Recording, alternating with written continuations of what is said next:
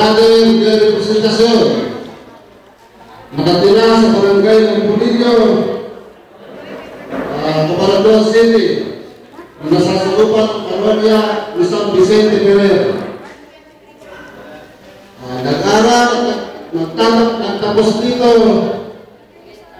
sa banal na pagsasanay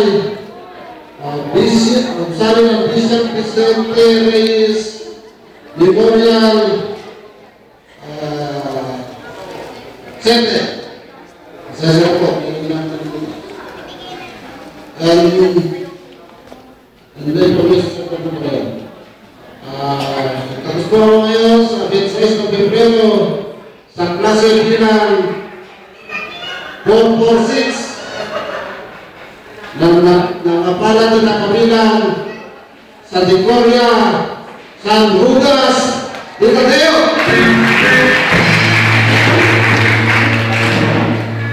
Ang maganda ko po natutunan dito sa seminar ay ang magpakumbaba sa ating kapwa at mahalin at makapagbatid sa ating mga kaaway. Lalo na po sa ating mga kamag-anak, namit na po sa atin, magkita po tayo, sana po sa natutunan natin dito, magpatawaran kami na.